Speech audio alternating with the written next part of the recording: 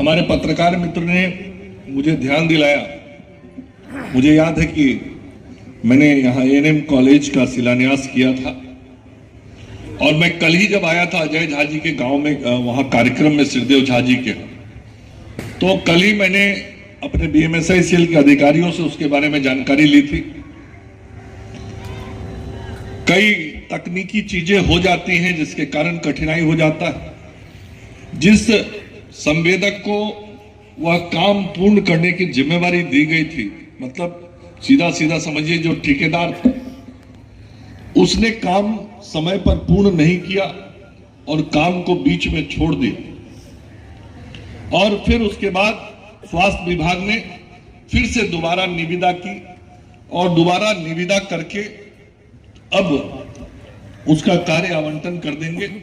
और मैंने अपने बीएमएसआई सेल के अधिकारी को निर्देश दिया है कि हर हाल में अब जब ये निविदा और कार्य दिया जाएगा, जिसको जून 2025 तक ये एएनएम इंस्टीट्यूट अररिया के अंदर शुरू हो जाएगा और हो जाना चाहिए।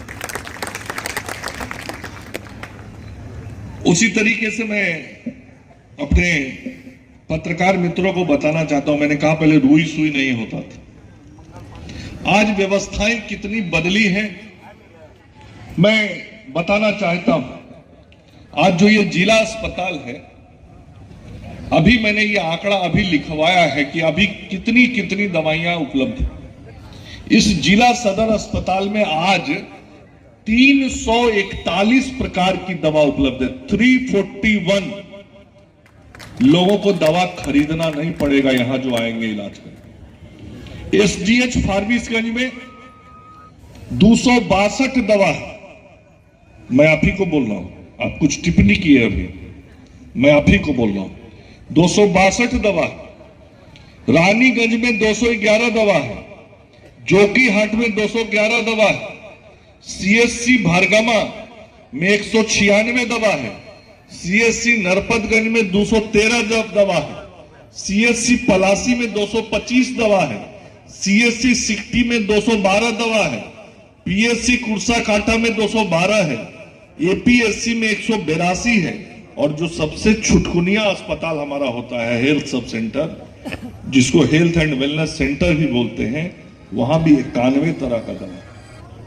और पहले बिहार का जो सबसे बड़ा अस्पताल था ना पीएमसीएच, वहां रुई सुई भी नहीं मिलता था। ये था बिहार और आज का ये है बिहार। मैं ये बात मानता हूं, मैं जहां जाता हूं अस्पताल की व्यवस्थाओं में जो और सुधार किया जाना चाहिए उसके संदर्भ में मुझे सुझाया जाता है, जानकारी दी जाती है। और मैं हर जगह बड़ी विनम्रता के साथ उन सारे सुझावों को संकलित करता हूं, संग्रहित करता हूं और उन सुझावों के आलोक में व्यवस्थाओं को बेहतर करने का काम करता हूं। एक समय था जब मैं मंत्री बना था, उसके पहले मैंने कहा 2005 से यहां की व्यवस्थाएं बदल रही। और जब मैं मंत्री बना उस वक्त भी मैं जाता था अस्पतालों में तो जानकारी मिलती थी, डॉक्टर चाहिए, स्पेशलिस्ट डॉक्टर चाहिए, पैरामेडिकल स्टाफ चाहिए, नर्सेज चाहिए। और यहां बहुत बड़ी संख्या में नर्सेज उपस्थित है। मैं बताना चाहता हूं, पिछला बार जब मैं मंत्री था 5 साल में 38,000 नियुक्ति मैंने की थी। और जो एएनएम जीएनएम सिस्टर यहां बैठी हुई हैं, इन्हीं लोगों से पूछ लीजिए, 18,000 तो केवल एएनएम और जीएनएम की नियुक्ति हमने की थी। और मैं धन्यवाद देना चाहता हूं इन बहनों को। पता नहीं आप लोगों को मालूम होगा कि नहीं, ये जो बहनें हैं सब अररिया जिले की नहीं है, बिहार के बहुत सुदूर दूसरे जिले से आके यहां पे वो काम कर रही हैं। कितना कष्ट में काम करती हैं वो मैं जानता हूं, उनकी कठिनाइयों को मैं जानता हूं। लेकिन उन कठिनाइयों में भी अपने घर से 300 किलोमीटर दूर, 250 किलोमीटर दूर रह के भी जनता की सेवा यहां पे इस अररिया जिले के सदर अस्पताल में ही नहीं, सुदूर एचएससी पर, सीएससी पर, एपीएससी पर कर रही और चिकित्सक भी काम कर रहे हैं। मैं जरूर इस बात को मानता हूं कि आज अभी भी और चिकित्सक की जरूरत है। मैं आया तो मैंने धीरे से सुना, लैब टेक्नीशियन चाहिए, चाहिए, बिल्कुल चाहिए। मैं भी मानता हूं कि चाहिए, और मैं मानता हूं, इसीलिए मैंने 2021 में 1450 लैब टेक्नीशियन की बहाली की थी।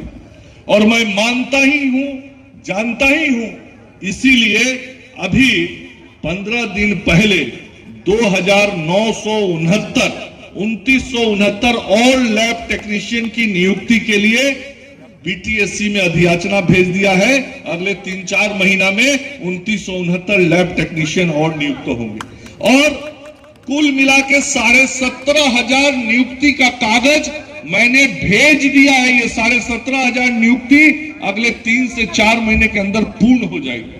आखिर कमी है तभी तो भेजा है, जरूरत है तभी तो भेजा है। और मैं कभी नाराज नहीं होता, यदि कहीं कोई अपनी कठिनाई परेशानी बोलता है, मैं खुश होता हूं। आखिर समस्याएं जानूंगा तभी तो समाधान निकालूंगा। और इसलिए मैं जहां भी जाता हूं, जो भी समस्या सुनता हूं, उसका समाधान निकालने का प्रयास करता हूं। और यहां के भी आपके कई चीजों को मैंने नोट किया है। सदर अस्पताल में एक महिला विशेषज्ञ चिकित्सक हैं, एक दंत चिकित्सक हैं, अन्य स्पेशलिस्ट डॉक्टर्स की जो कमी है, मैंने अभी स्पेशलिस्ट डॉक्टर्स की भी वैकेंसी के लिए प्रयास कर लिए हैं। 880 दंत चिकित्सकों का नया पद मैंने सृजित कराया। मैं आपको बताना चाहता हूं, लगभग 14-15 सालों के बाद 2019 में मैंने लगभग 550 दंत चिकित्सकों की नियुक्ति की थी, और उसके बाद दंत चिकित्सकों के पद भर गए थे, 60-63 पद ही बचा हुआ था। मैंने निर्णय लिया अभी दोबारा जब मैं मंत्री बना कि बिहार में जो आबादी बढ़ी है तो और दंत चिकित्सकों की आवश्यकता है, और आदरणीय मुख्यमंत्री जी नीतीश कुमार जी से बातचीत करके कैबिनेट से 880 और डेंटिस्ट का नया पद मैंने सृजित कराया, और उसकी बहाली के लिए भी बीटीएससी में कागज मैंने भेज दिया। तो हर चीज पे नजर है। जो हमारे अन्य प्रकार के टेक्नीशियन, सपोर्टिव स्टाफ चाहिए, उनके लिए भी नियुक्ति की प्रक्रिया हम कर रहे हैं। जो हमने कहा कि 17,500 नियुक्ति हमने निकाली। मैं आप सब लोगों को इतना जरूर आश्वस्त करना चाहता हूं कि आज जो व्यवस्था बदल रही है, वह व्यवस्था तभी बदल रही है जब डबल इंजन की सरकार है।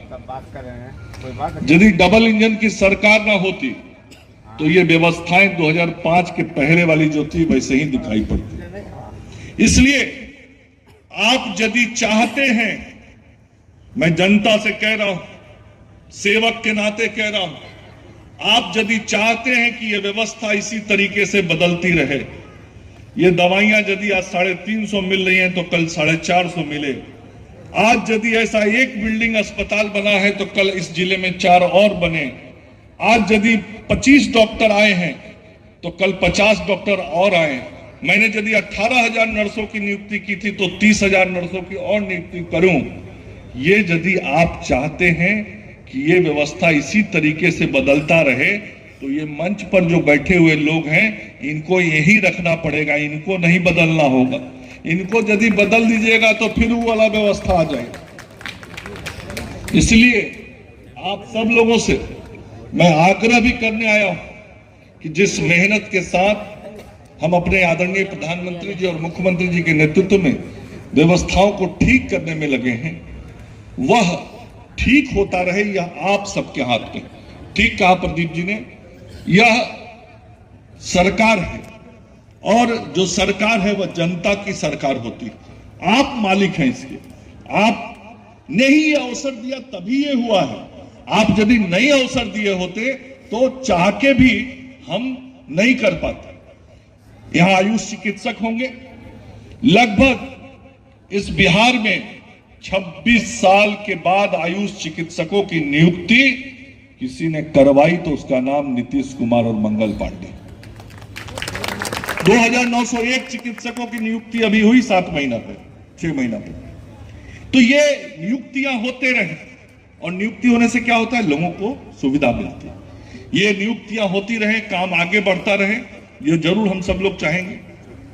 और मैं जरूर निवेदन करना चाहूंगा अपने चिकित्सकों से, जो बात सांसद महोदय ने कहा, बहुत आशा अपेक्षा हम सब लोगों की रहती है, जनता की अपेक्षा रहती है कि चिकित्सक महोदय हैं और आप भगवान के दूसरे रूप हैं, तो आपकी उपस्थिति से संबल मिलता है, आपकी उपस्थिति से लोगों का जान बचता है, आपकी उपस्थिति से लोगों के स्वास्थ्य बेहतर होते हैं। इसलिए आप अपनी सेवा और बेहतर तरीके से देते रहेंगे, इस बात की आशा अपेक्षा करते हुए, और आज जितने योजनाओं का हमने उद्घाटन और शिलान्यास किया, लोकार्पण किया, वह अररिया की जनता और किशनगंज की जनता को अपनी ओर से भेंट देते हुए अपनी वाणी को विराम देता हूं। जय हिंद, जय भारत, नमस्कार।